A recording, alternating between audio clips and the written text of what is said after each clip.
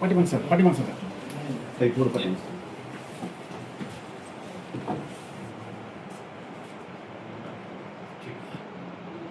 तुम्ही भेट घेतलेली जिल्हाधिकाऱ्यांची, काय नेमकी तुमची कळते जिल्हाधिकाऱ्यांनी मांडली? आता खरं तर आम्ही महिला अधिकारी शिव मॅडम आहेत, त्यांना पोलीस प्रोटेक्शन त्यांनी मागितलेले आहे. तर त्यांना पोलीस प्रोटेक्शन द्यावं म्हणून आम्ही सरांना विनंती केलेली आहे. तर आज जेव्हा आम्ही शिव मॅडमसाठी आलो होतो, पण ते आज मी ऐकलं की त्यांनी एक काहीतरी ठराव दिला होता मॅडमच्या विरोधात, म्हणून त्यांनी आज मॅडमने असं केले असं त्यांचं म्हणणं आलं.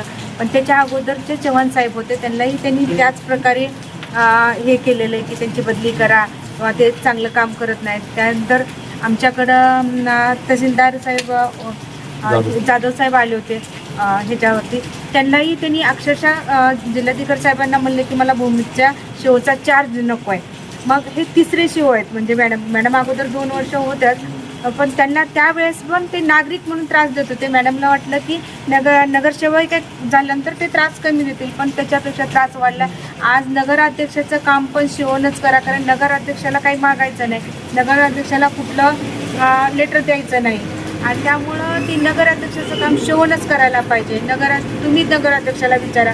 पण शिव मॅडम म्हणलं की मला नगराध्यक्षाच्या आगेत जाता येत नाही. मग का जाता येत नाही? आमचं हे काम केलंच पाहिजे, किंवा कुठल्या तरी कारणावरून त्यांना त्रास देणं. त्या आल्या म्हणलं की त्यांच्या अगोदर ते खुर्चीवर बसायच्या अगोदर तिथं जाऊन बसणं, 4-4 तास त्यांच्या एखादा विषय घेणार, त्याचं काय करतात त्याचं निरीक्षण केलंच पाहिजे, असंच केलं पाहिजे. म्हणजे त्यांना प्रशासकीय काही काम ते नगरपालिकेत येऊन शिव मॅडमला करू देत नाही. त्यामुळे त्या शिव मॅडम भूमच्या नगरपालिकेत याला खूप भीत आहेत आता सध्या. त्यामुळे त्यांना पोलीस प्रोटेक्शन देणं हे गरजच आहे. आणि त्याच्याशिवाय भूमचा कारभार इतका हे झाला, घनकचऱ्याचं टेंडर नाही, कुशलचं टेंडर नाही, लाईटचं टेंडर नाही, म्हणजे सगळे कामं ठप्प आहेत. आज तुम्ही भूम शहरात जर येऊन बघितला तर घाणीचं साम्राज्य झाले, साथीचे रोग ह्या पावसामुळे पसरले जातील.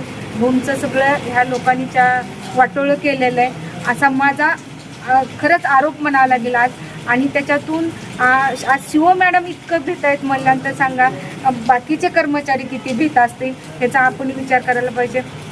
प्रत्येक जे कार्यालय आहेत त्यांच्या प्रत्येकाच्या तक्रारी आहेत त्यांचे. आज PI नको आहेत, बेंच ऑफिस, जिल्हाधिकारी साहेब काय SP आणि PIला लेटर दिलेले आहेत, आणि ते लवकरात लवकर ह्यांच्यावर कारवाई करून शिव मॅडमला पोलीस प्रोटेक्शन देतो असं त्यांचं म्हणणं आहे आज.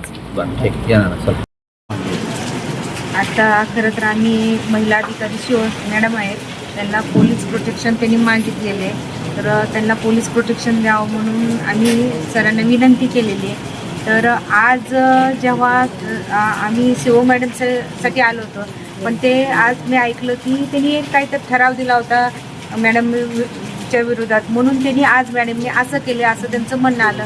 पण त्याच्या अगोदरचे चव्हाण साहेब होते, त्यांनी त्याच प्रकारे हे केलेलं आहे की त्यांची बदली करा किंवा ते चांगलं काम करत नाहीत. त्यानंतर आमच्याकडं तहसीलदार साहेब जाधव साहेब आले होते ह्याच्यावरती.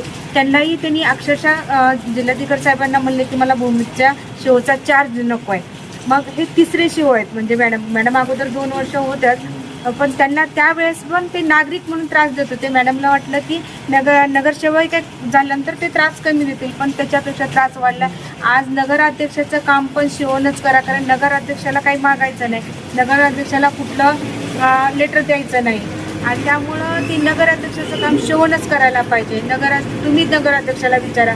पण शिव मॅडम म्हणलं की मला नगराध्यक्षाच्या आगेत जाता येत नाही. मग का जाता येत नाही? आमचं हे काम केलंच पाहिजे, किंवा कुठल्या तरी कारणावरून त्यांना त्रास देणं. त्या आल्या म्हणलं की त्यांच्या अगोदर ते खुर्चीवर बसायच्या अगोदर तिथं जाऊन बसणं, 4-4 तास त्यांच्या एखादा विषय घेणार, त्याचं काय करतात त्याचं निरीक्षण केलंच पाहिजे, असंच केलं पाहिजे. म्हणजे त्यांना प्रशासकीय काही काम ते नगरपालिकेत येऊन शिव मॅडमला करू देत नाही. त्यामुळे त्या शिव मॅडम भूमच्या नगरपालिकेत याला खूप भीत आहेत आता सध्या.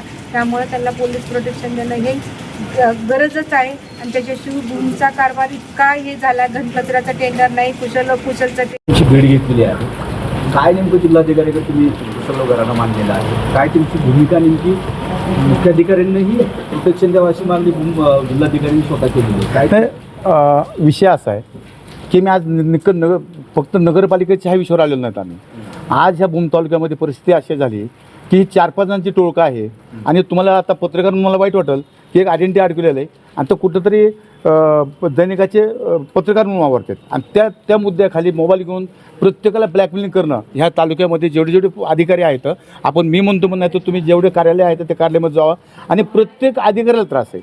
त्यांचे तुम्ही व्हिडिओ काय असेल तुम्हाला पण त्यांनी मुलाखत दिली असेल त्या व्हिडिओमध्ये अधिकाऱ्याची जी भाषा आहे बोलण्याची आपण जी माणुसकी म्हणतो त्याच्याऐवजी अधिकाऱ्याची भाषा ती भाषा कशी बघा आपण तुम्ही म्हणजे फक्त दबावाखाली घ्यायचं आणि कुठलंही काम आपलं आम्ही नेमबाह्य काम करा अधिकाऱ्याला. आमचं असं म्हणणं आहे की तुम्ही जर खरंच अधिकाऱ्याने एखाद्या भ्रष्टाचार केला असेल त्यांनी चूक केली असेल तर कारवाई करा.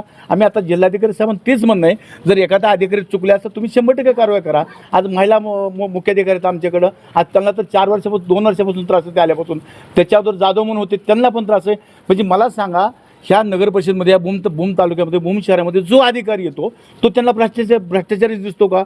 तुमच्या कोर्टामध्ये प्रकरणं आहेत तो तुमच्या जिल्हाधिकाऱ्याकडे आहेत तुमचं आयुक्त ऑफिसला सुद्धा प्रकरण आहेत चौकशीचे जी चौकशी काय झाल्यात काय राहिल्यात चौकशा आम्ही चौकशीला आमचा कुठलाच विरोध नाही परंतु जे अधिकारी चांगलं काम करतात असं कुठलाही अधिकारी काम करणार आपण जर प्रत्येकाला त्रास देत बसतो तो कुठलाही या भूम तालुक्यामध्ये अधिकारी काम करणार नाही. ह्याचं आम्ही आत्ता आमच्या तालुक्याचे सन्माननीय आमदार प्राध्यापक ताने सर यांना पण मी आता कल्पना दिली की साहेब आपल्याला ह्याच्यात लक्ष घालावं लागेल आणि ह्या अशा लोकांवर ज्यांचा धंदाच ब्लॅकमेलिंग आहे अशा लोकांवर साहेब कठोर कार्य करू अशी कलेक्टर साहेबांना ही विनंती केली.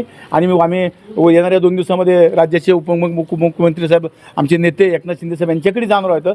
फक्त एकच मुद्दा आम्ही सर्व पक्ष येतात आपण पण म्हणजे तुम्हाला पत्रकाराला विनंती करतो की कुठल्या पक्षाची कोण पदाधिकारी येतं ह्याची आपणच माहिती काढा ना तुम्ही. आम्ही सर्व पक्ष म्हणजे आमची शिंदेसेना पण त्यांच्याबरोबर आहे का ह्या भूमचं पूर्ण विकास उठवण्यामध्ये ह्या भूम तालुक्याचं वाटोळ करण्यामध्ये ह्या विषयावर थोडा आपणही आवाज उठवा की ह्या लोकांची व्यवसाय काय धंदे काय येतं आणि उद्योग काय करत येतं आणि हा फक्त ब्लॅकमेलिंगचा धंदा चालला आहे. ह्यांना प्रशासनाने वरिष्ठ अधिकारी जिल्हाधिकारी असेल इस्मे मॅडम असेल यांनी यांना चौकशी करून यांचे कार्य करावे एवढीच आम्ही विनंती केली आहे जिल्हाधिकारी साहेबांना.